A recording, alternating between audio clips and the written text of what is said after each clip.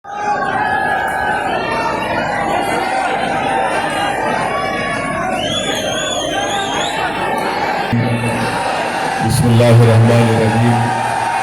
अस्सलामु अलैकुम वरहमतुल्लाहि वबरकातुहू। मोअज़्ज़िज़ हाज़रीन इकराम, बुज़ुर्गान कौम और मिल्लत, मेरी ज़दा और माँ और बहनों, गयूर नौजवान साथियों, शे नशीन को तशरीफ़ फरमा साबिक़ा रुकन पार्लिमान वो इंचार्ज दिल्ली और महाराष्ट्र के सदर मजलिस इत्तेहादुल मुस्लिमीन मोहतरम जनाब इम्तियाज़ जलील साहब, जनाब हाजी करान साहब, जनाब शादाब साहब, हमारी बहन मोहतरमा शमा अंजुम साहिबा के दरमियान में इसलिए आया हूँ आपसे गुजारिश करने के लिए कि मुस्तफ़ाबाद विधानसभा के लिए मजलिस इत्तेहादुल मुस्लिमीन ने जनाब ताहिर हुसैन साहब को अपना उम्मीदवार नामजद किया है। मेरी आप तमाम से गुजारिश है कि इस आने वाले असेंबली के इलेक्शन में आप तमाम लोग मुत्तहदा तौर पर अपने एक वोट का इस्तेमाल करें और दिल्ली की इस विधानसभा में आप अपने इत्तेहाद की ताकत की बुनियाद पर अपनी आवाज़ को भिजाएं।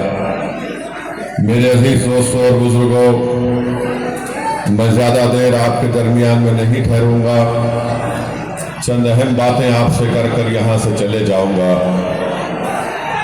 आज से 3 दिन पहले, 3 या 4 दिन पहले हमने पार्लियामेंट में हमारे मुल्क के आइन के 75 साल के मुकम्मल होने पर पार्लियामेंट में एक जश्न मनाया गया, खुशी मनाई गई, उस पर बहस भी हुई।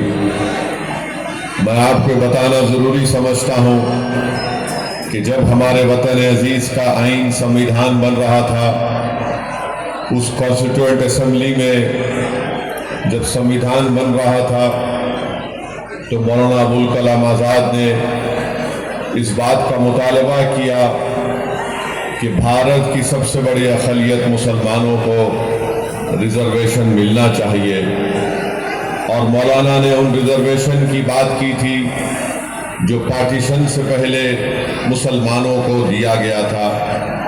और जब मौलाना ने इस बात का मुतालबा किया तो सरदार पटेल ने उस वक्त मुस्लिम लीग के बागी रेबल लोग थे, जिसमें आबिद हुसैन और एक मोहतरमा थी, उनको सरदार पटेल ने इशारा करके कहा कि तुम इनका जवाब दो।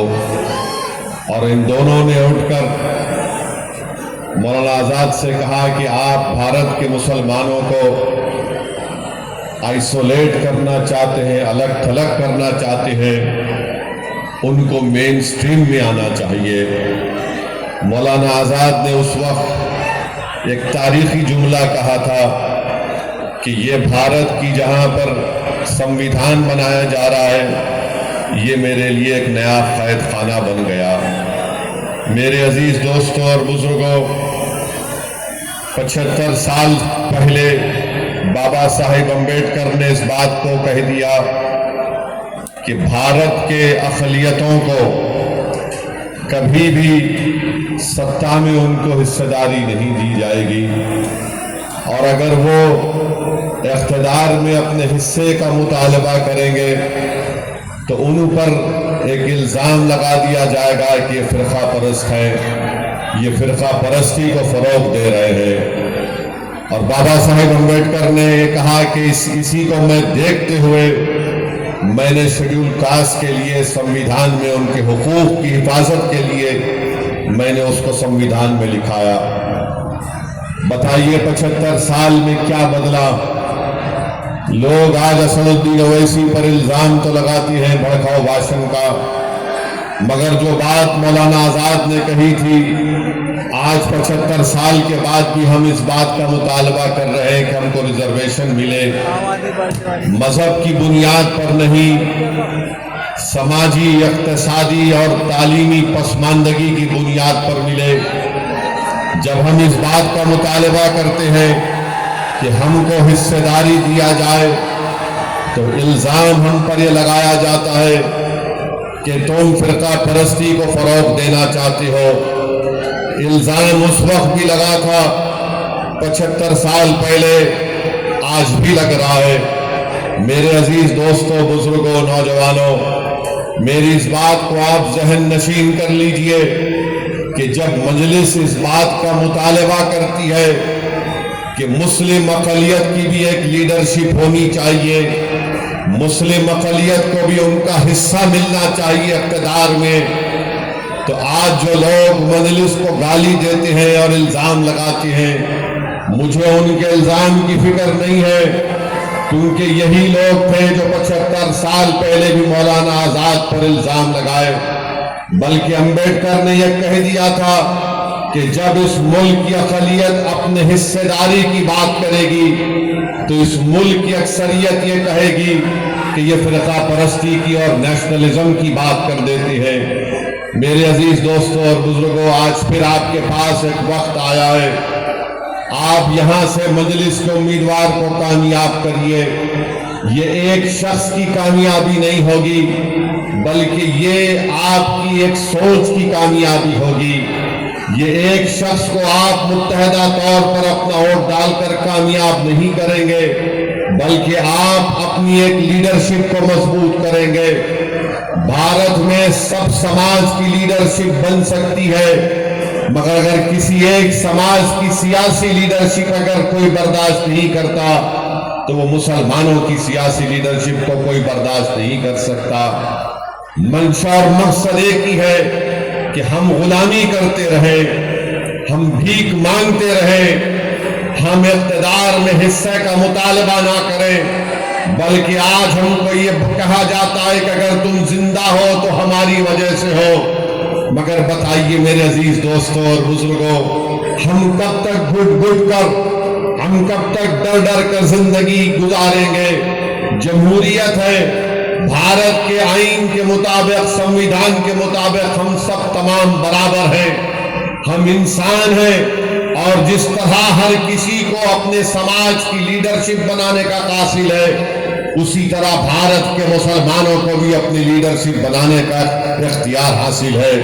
लोग बार बार कहते हैं कि मजलिस जिस चीज की बात करती है उससे बीजेपी को फायदा होगा। मैं उन लोगों से पूछना चाह रहा हूं, बताओ हम क्या दुनिया में इसलिए पैदा हुए कि तुमको जिताएं, तुमको कामयाब करें, और हम वोट तुमको डालें और तुम बीजेपी को रोक नहीं पाते हो? बीजेपी इख्तिदार पर दोबारा आ जाती है। याद रखिए, भारत के मुसलमानों को इस बात का फैसला करना है कि आप कब तक नाम निहाद सेकुलर पार्टियों के झोली में अपना वोट डालेंगे। बीजेपी को जो रोक नहीं पाते, मैंने उस वक्त भी पार्लियामेंट में उठकर कहा था जब 2024 के चुनाव का रिजल्ट आया था, मैंने कहा था कि मोहब्बत की कामयाबी नहीं है। जिस तरह तीसरे मर्तबा नरेंद्र मोदी भारत के वजीर आजम बने, ये मोहब्बत की कामयाबी नहीं है, ये नफरत की कामयाबी है। और उसी की बुनियाद पर तीसरी मर्तबा बीजेपी 240 सीट लेकर आई, मगर सब ने कहा कि नहीं नहीं, बीजेपी के सीट की तादाद में कमी पैदा हुई है। अरे बताओ हरियाणा कैसे जीत गई बीजेपी? बताओ महाराष्ट्र कैसे जीत गई बीजेपी? हम पुकारते रहे, हम अपने हलफ को सूखा कर लिए, चीख मार मार कर कहते रहे देखो ये हमारा काम नहीं है, हम बीजेपी को रोकना जरूरी है, मगर ये पूरी जिम्मेदारी हम पर क्यों आयद करते हैं? अरे एक ही समाज है जो बीजेपी के खिलाफ वोट दे रहा है, उसका नाम मुसलमान है। बाकी के सब समाज हैं, उनकी अक्सरियत, उनकी मेजॉरिटी बीजेपी को वोट डाल रही है, मगर हमारे गले में सांप डाल दिया गया कि नहीं तुम बीजेपी को रोको। अरे बताओ तुमने हरियाणा में क्यों नहीं रोके बीजेपी को? बताओ दिल्ली में एक भी क्यों नहीं जीता तुम्हारा? तुमने तो मुसलमान को टिकट देना तो दूर की बात, तुम बीजेपी को नहीं रोक पाए।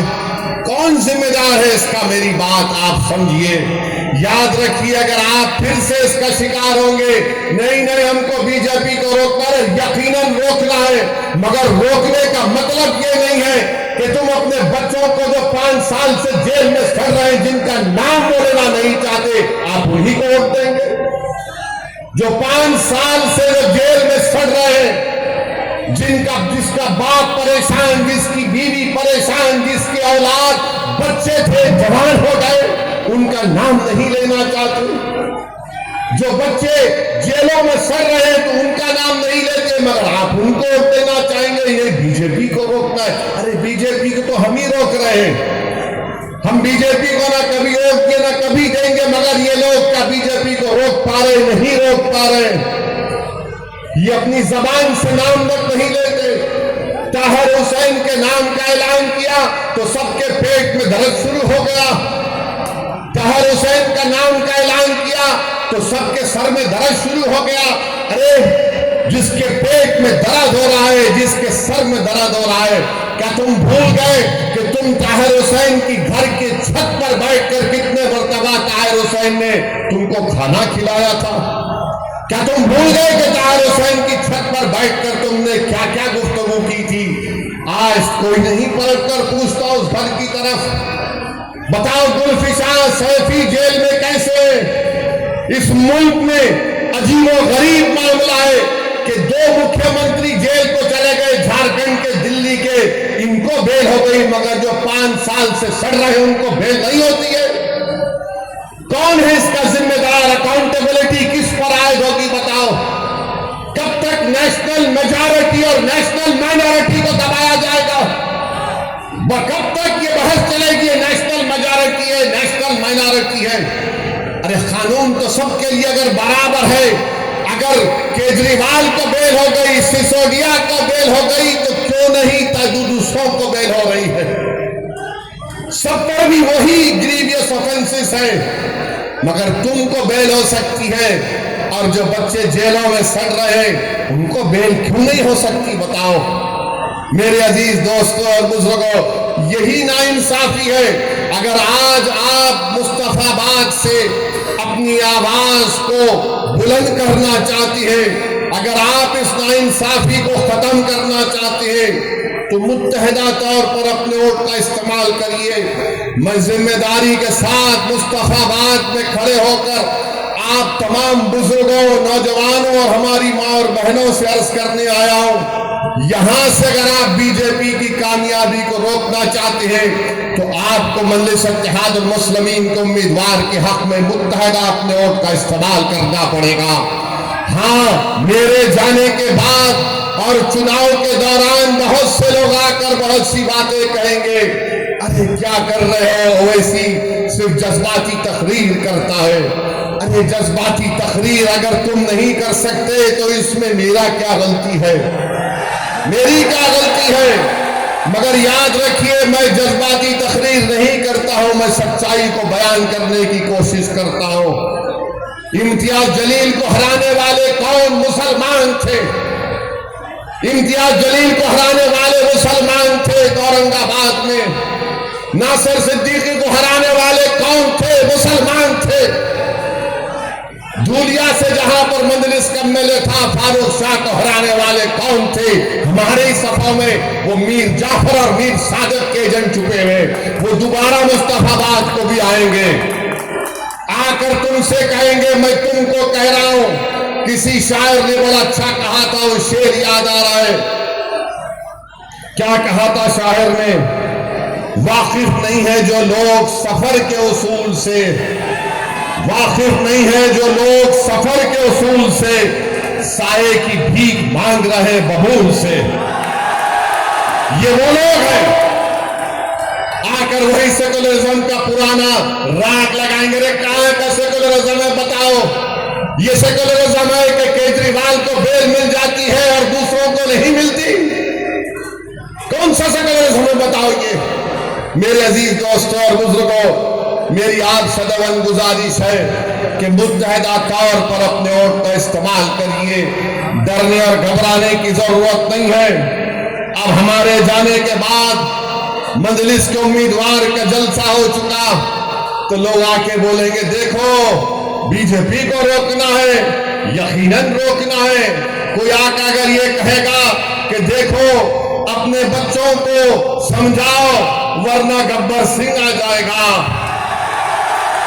तो मैं उनसे कहूंगा कि आप उनको जवाब दीजिए कि अब हम सोने वाले नहीं है, अब हम जाग चुके हैं, अब हम नहीं सोएंगे। तुम 75 साल के हमको ये झूठे सेकुलरिज्म की अफीम हमको चका चका कर तुमने हमको सुला दिया। अब हम जागने वाले हैं। जो लोग हमसे कह रहे हैं कि देखो खामोश हो जाओ, सो जाओ, उनसे कहो कि हमारे दरमियान में एक पागल असद आया है जो हमारा शेर है, हमको जागने की आदत डाल चुका है। अब हम जागेंगे, सोएंगे नहीं। अब हम होशमंदी से अपने वोट का इस्तेमाल करेंगे।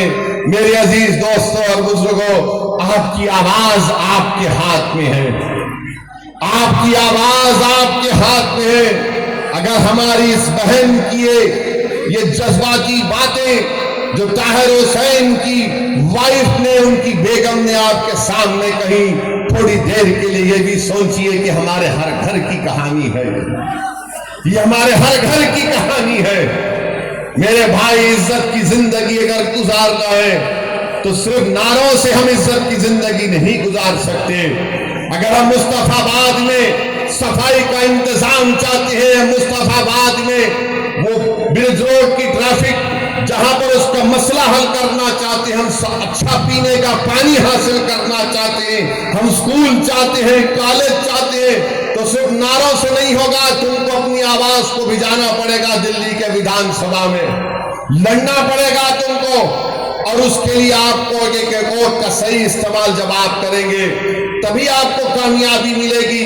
वरना सिर्फ हम वोट डालने वाले बनकर रह गए, हम वोट लेने वाले नहीं बन सके। वोट हासिल करो, और कैसे हासिल करेंगे? जब आप मजलिस में अपने वोट का इस्तेमाल करेंगे।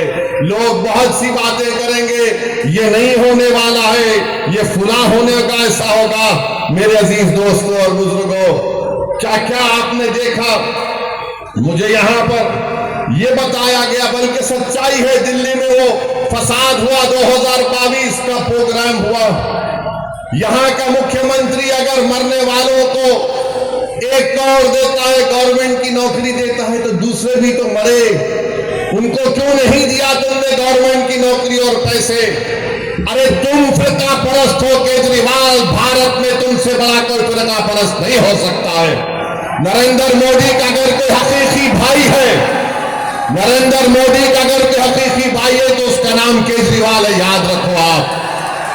सिक्के के 2 रुख आएंगे, सिक्के के 2 रुख आएंगे। अरे फसाद में सब मरे, मरने वाले मासूम थे, तो तुम सबको देना था गवर्नमेंट की नौकरी और एक्सग्रेशिया, मगर नहीं दिए, नहीं दिए। मैंने उस वक्त भी कहा, कौन है बताओ, जब ये कोविड लगा था तो तबलीगी जमात पर झूठा इल्जाम लगाने वाला कौन था? यही केजरीवाल था, सुपर स्प्रेडर का नाम दिया था।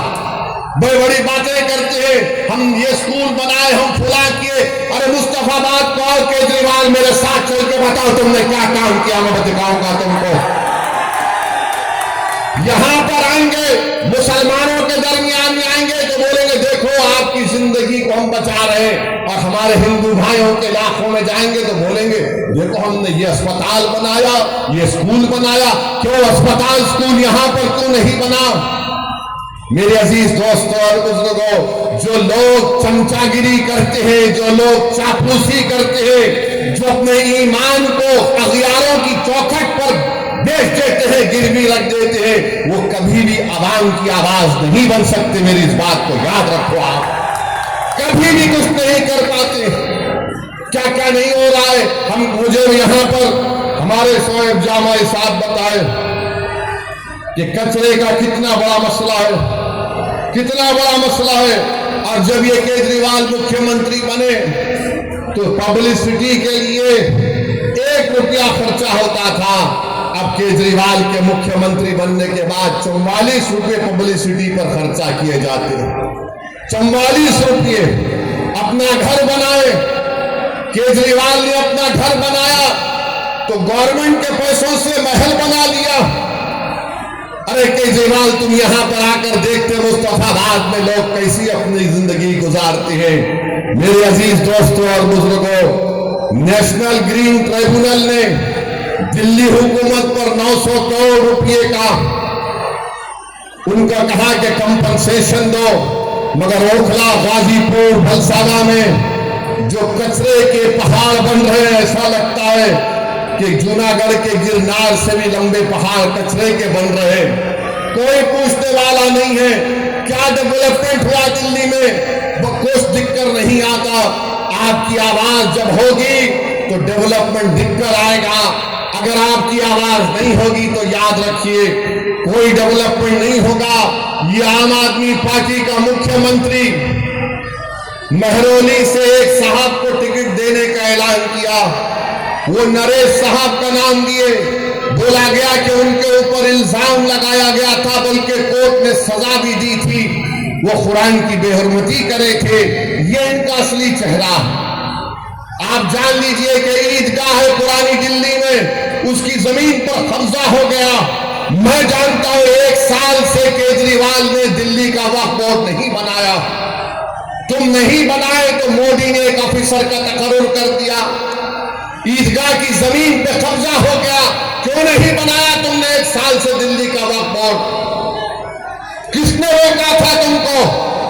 मगर नहीं बनाया इसलिए ताकि कब्जे हो जाए, ताकि कोई कुछ कर ले। मेरे अजीज दोस्तों और बुजुर्गों, हम आपसे अपील कर रहे हैं कि मुत्तहदा तौर पर अपने वोट का इस्तेमाल करिए। अगर आप फिर उसी चक्कर में फंस जाएंगे कि नहीं नहीं कुछ हो जाएगा, अरे अब क्या बचा है मुझे बताओ, अब क्या बचा है तुम्हारे पास? अब तो यहां से उठने की बात आपको हमको करना है। भारत के वजीर आजम कहती है कि वक्फ संविधान में वक्फ नहीं है।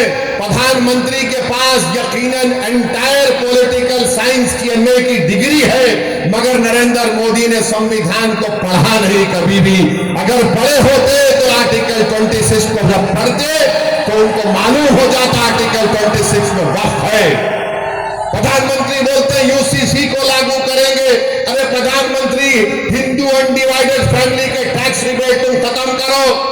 लव जिहाद के कानून तुम बनाते हो, कोई अपना मजहब तब्दील नहीं कर सकता। और आजकल बीजेपी तो बाबा साहेब अम्बेडकर के बारे में अनाप शनाप बक रही है। अगर आज अम्बेडकर जिंदा होते तो अम्बेडकर से कहा जाता है कि अगर आप मजहब तब्दील करना चाह रहे हैं तो परमिशन लो। वक्फ की जायदादों को छीनने की कोशिश बीजेपी कर रही है और दिल्ली में 1 साल से वक्फ बोर्ड नहीं बनाया जाता। बहरहाल मेरी आप तमाम से अपील है कि आप मजलिस की तायीद करिए। पिछले बार भी आपने मजलिस के उम्मीदवारों की तायीद की, हमको कामयाबी नहीं मिली, मगर हमारे हौसले बुलंद है, हम कभी मायूस नहीं हो सकते। मेरा काम लड़ना है, मेरा काम आवाम के दरमियान में जाकर अपनी पार्टी की बात को आपके सामने रखना है। मेरा काम, इम्तियाज जलील का काम यह है कि भारत की पार्लियामेंट में हम आवाम के मसाइल को उठाते हैं। मेरे अजीज दोस्तों और बुजुर्गों, मेरी आप सदमन गुजारिश है कि आप हमारे उम्मीदवार की तायीद करें, इनको कामयाब करें। अरे आप अगर इनको कामयाब करेंगे तो यकीन मानिए ये जो बच्चे हमारे लोग जेलों में सड़ रहे हैं, जिनकी जवानियां खत्म हो चुकी हैं, जिनके माँ बाप, उनकी आंखें तड़प रही है अपने बच्चों को देखने के लिए, जिसकी माँ तड़प रही है, जिसका ज़ईफ बाप तड़प रहा है, आपसे मेरी गुजारिश है कि एक एक वोट का इस्तेमाल करिए। ये इलेक्शन आपको एक पैगाम देना है तमाम पार्टीज को, चाहे बीजेपी हो, आम आदमी पार्टी हो, कांग्रेस हो। आपको पैगाम अपने वोट से देना है कि देखो हम अभी जिंदा हैं यहाँ पर, हम अपने बेटों को, अपने भाइयों को नहीं भूले, हम अपने वजूद का एहसास दिलाएंगे। हम मुस्तफाबाद के विकास के लिए मजलिस को वोट दीजिए, आप देखेंगे सब दौड़ दौड़ कर आएंगे। वरना ये सब पार्टियां जानती है बीजेपी किसी मुसलमान को टिकट नहीं देती। नरेंद्र मोदी तो कह चुके हैं कि मुस्लिम औरतें ज्यादा बच्चे पैदा करती हैं। नरेंद्र मोदी तो कह चुके हैं कि मंगलसूत्र निकालकर मुस्लिम बहनों को दिया जाएगा, मगर नरेंद्र मोदी जो बोले, आरएसएस के मोहन भागवत उल्टा कर दिए और मोहन भागवत बोल रहे कि अब देश के जनता को 3 बच्चे पैदा करना चाहिए।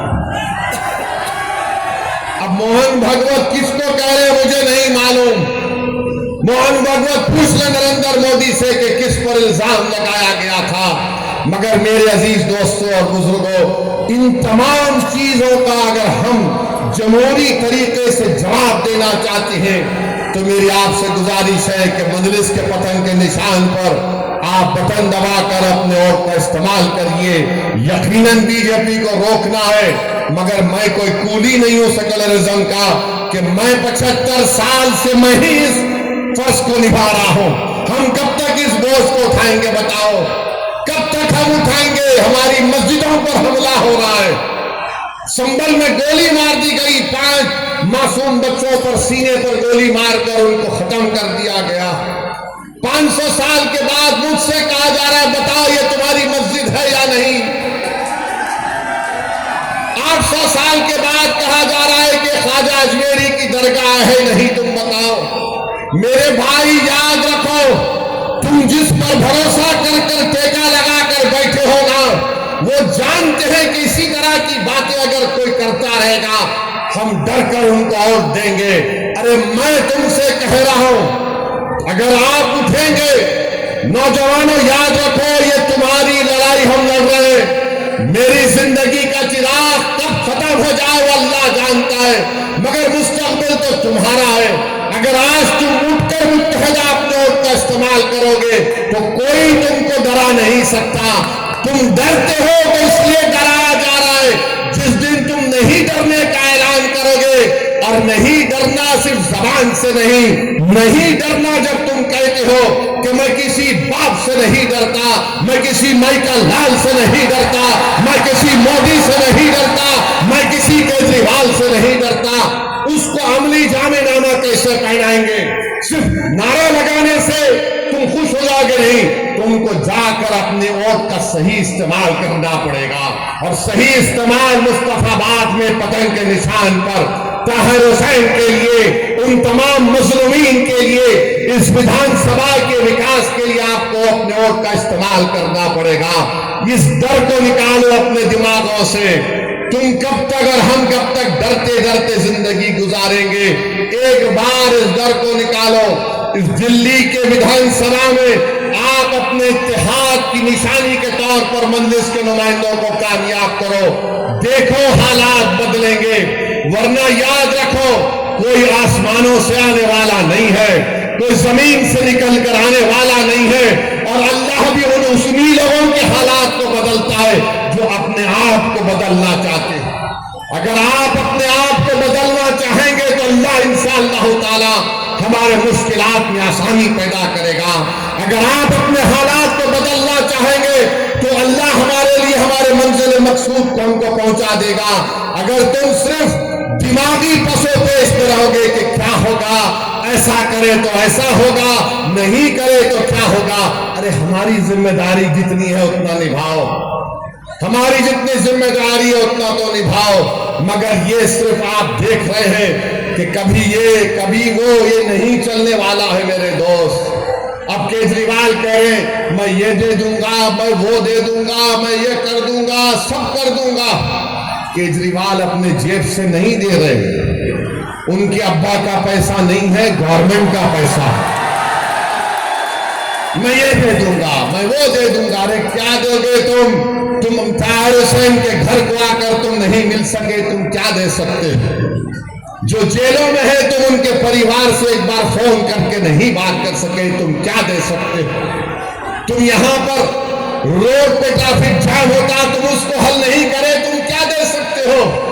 इस विधानसभा में तुमने कौन सा स्कूल कॉलेज खोला बताओ हमको? तुमने कुछ नहीं किया। क्यों नहीं किया? क्योंकि केजरीवाल और मोदी जान के लोग डरते हैं। इनको डरा कर रखो, और इनको डरा कर रखो तो एक मुश्त में इनके वोट लेकर जाओ। और जब मैं इस तरह की बात करता हूं तो बोलते देखो ओवैसी वोट काटने के लिए आया है। मेरे अजीज दोस्तों और बुजुर्गों, अगर मेरी बात में सच्चाई है तो उस पर गौर करो। आप ये आपका इलेक्शन है, मेरा इलेक्शन नहीं है। मुझे हैदराबाद की आवाम ने कामयाब कर दिया, मेरी पार्टी मजलिस इत्तेहादुल मुस्लिमीन को। नरेंद्र मोदी, अमित शाह मुझे आए हैदराबाद को हराने के लिए, सब आए वहां पर, छोटे बड़े मोहब्बत नफरत की बातें करने वाले, मगर हैदराबाद की आवाम ने 3,30,000 वोट से मुझे कामयाब किया। और आप हो बोल के नारा लगा, आप भी कर सकते मेरे भाई, आप भी करेंगे, मुझे यकीन है। सिर्फ आपको उस डर को निकालना पड़ेगा। आप डर को निकालिए, कामयाबी आपके कदम चूमेगी। फिर बहरहाल मुझे यही चंद बातें आपसे अर्ज करना था। इंशाअल्लाह ताला जब चुनाव होगा, मैं आपके गली कूचों में भी आऊंगा, मैं आपके घर पर आकर दस्तक दूंगा, मैं आपसे आकर भीख मांगूंगा कि मेरे लिए नहीं, अपने इत्तेहाद के लिए, अपने विधानसभा के मुस्तकबिल के लिए, नौजवानों के रोशन मुस्तकबिल के लिए और ताहिर हुसैन के परिवार के इंसाफ के लिए। जो बच्चे आज जेलों में सड़ रहे हैं, जिनकी जबान, जिनकी आवाज को दबाया जा रहा है, कोई सुनने को तैयार नहीं है। मीडिया एक तरफा बात करता है, अरे ये कैसा होगा मेरे भाई, कौन उनका हाथ पकड़ेगा, कौन उनकी आवाज उठाएगा। आज आपको दुनिया को बताना है कि हम उन लोगों के साथ खड़े हैं जिनको दुनिया ने भुलाने की कोशिश की। मेरी यही चंद गुजारिशात मैं आपके सामने अर्ज करने आया। इंशाअल्लाह ताला दोबारा फिर आऊंगा, आपसे मुलाकात होगी। आज आप